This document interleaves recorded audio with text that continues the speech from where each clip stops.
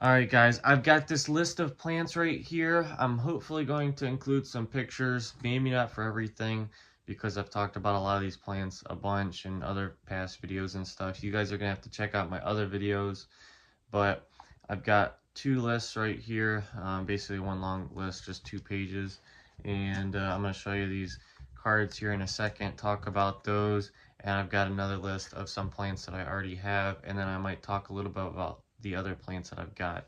So I'm going to try my best to do this in just a couple takes, and so I might mess up a couple times, say things a little bit wrong or whatnot, and but anyways, hopefully you guys can follow along, and hopefully there's pictures that kind of show what I've got.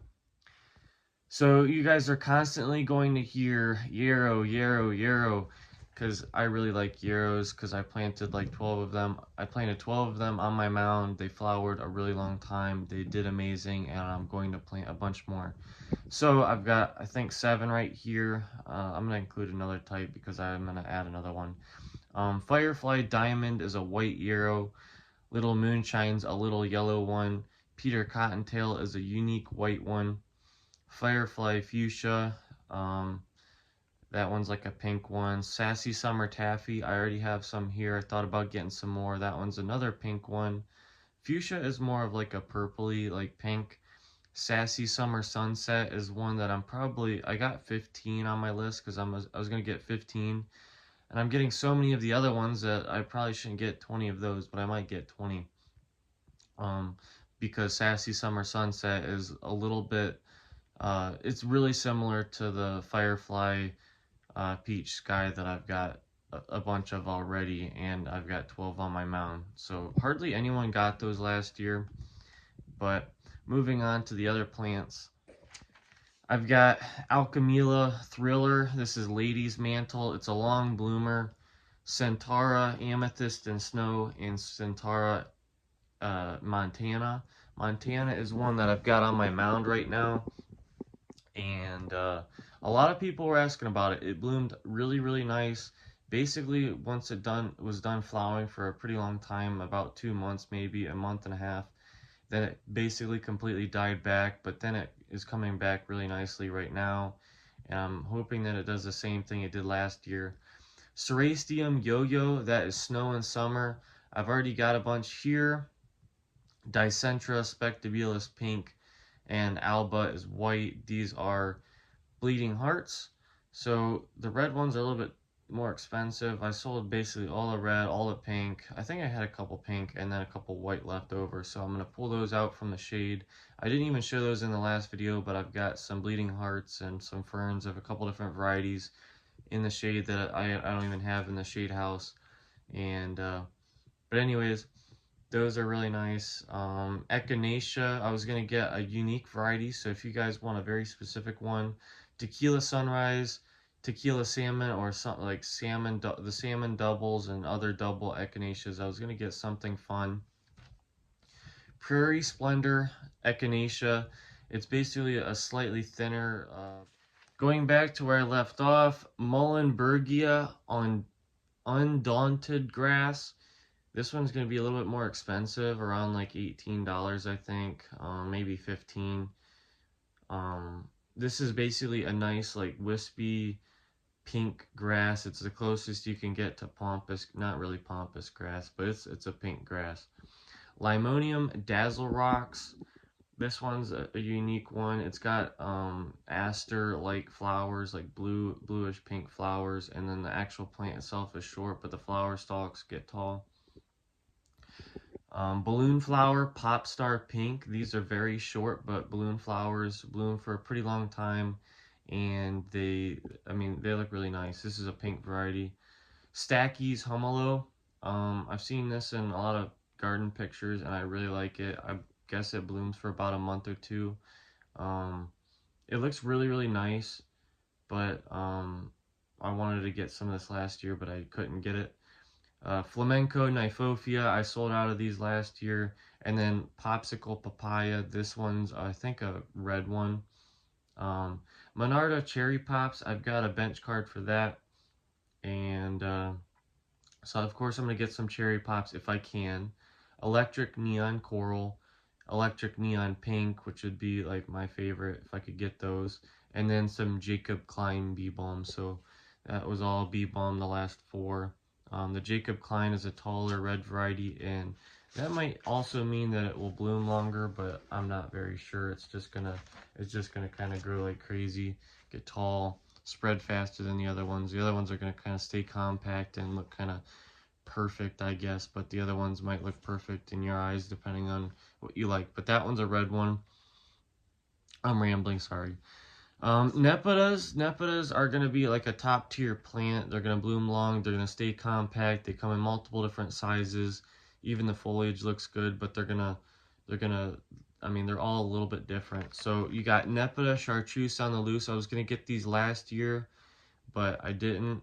And I sold out of my Nepitas last year for the most part. I have a couple left, but anyways, Chartreuse on the loose. That one it should be long blooming. It's got purple flowers. Of course, pollinators are going to like it. And then it's got yellow leaves. So it's going to look kind of like an annual. And it should perform pretty good for you guys. And then Neptune Nepitas, I've got 15 of these on my list. So, I mean, none of these I'm getting huge numbers of. But that one's going to be, I might add that. I might change that to 20 or something like that. Because I want some of these for myself. Walker's Low Nepeta, that one's going to be a good one for mass planting. It's going to get bigger. And then Rudbeckia Cherry Brandy, I had like 20 of these or 30 of these on my list because someone wanted like a dozen of them and someone else wanted like 5 or however many they wanted. You'll notice that I've literally only got these as far as Black-Eyed Susans or Brown-Eyed Susans because I don't really believe in Black-Eyed Susans because they seem to die over the winter or die in their pots. They grow like crazy in one season and then they're done. They're almost like an annual, and unless I'm growing them myself in my own potting mix and I know that they're going to survive, then I don't really want to buy them in. So I've got like 7 or 8 that I grew myself, and they're Gold Sturm Black-Eyed Susans. But back to my list. Salvia Azure, oh my gosh, how do you pronounce this? Salvia Azure Snow. This one's a blue one. These are going to be more expensive, but it's going to be one of the most unique salvias you can get because it's blue and white. And then Malin Rouge, I got 20 of these. I don't have them, and I'm not gonna guarantee get 20 of them, but I want to get 20 of them. Malin Rouge is a nice pink salvia. So that's why I'm getting 20 of these, and then the other ones are purples, and I've already got May Night, which is a taller variety, which flowered amazingly in the pots, but then it kind of slowed way down. And then I'm going to have some Salvatore Blue salvias, which bloomed for an incredibly long time in the ground. And then moving on, I'm going to make a new clip. Moving on, I've got some Munchkin Fire Hostas. Munchkin Fire Hostas are small, yellow ones. Time in a Bottle Hostas. These are, I believe, that might be a blue one that's like ruffled in the spring. Wee Hostas. I think that the Wees are, they're going to be a little bit more expensive, of course, but they're very, very curled. They're white and they're like green. I don't think there's any blue in that one. But Wiggles and Squiggles, I think that one's a yellow variety. And then I sold out of all of my Curly Fries hostas last year, so I'm going to have to order these in. And that one's an extremely roughly narrow, like really narrow hosta, very unique. And that's going to be the end of my list. So you'll notice that I got no daisies and no phlox. I ordered them in last year, planted them, and then I ordered some additional ones in, and I had like 15 varieties. Certain plants, I've even planted them myself, and I don't believe in ordering these ones in. You know, if you can get them to grow, then that would be amazing. But I had some like diebacks, and I'm afraid that some of my customers had some dead plants themselves, and some plants I'm just not getting.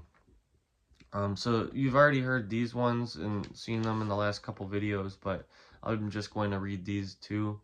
But so you've got Firefly Red Pop Yarrow, Carex Appalachia, Gara Siskiyou Pink, Lemon Love Coral Bells, Firelight Tidbit Hydrangeas, real compact, and then 4 Little Lime Hydrangeas. I think I might have found a customer for those.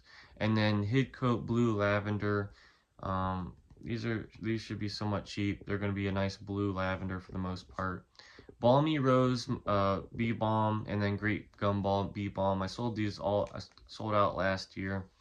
And then Little Spire Russian Sage. I talked about those in the last video as well. And so I'm hoping to get these things figured out maybe even today.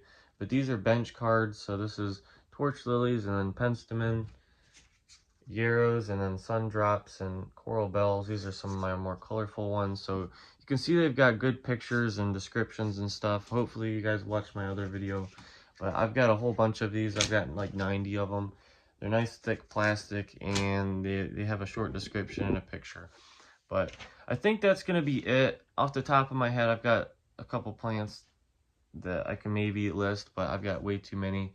I just listed all these, and I'm going to include some pictures that I can easily pull, but not everything. Oh, Veronica Gills Van Hees is another one. That one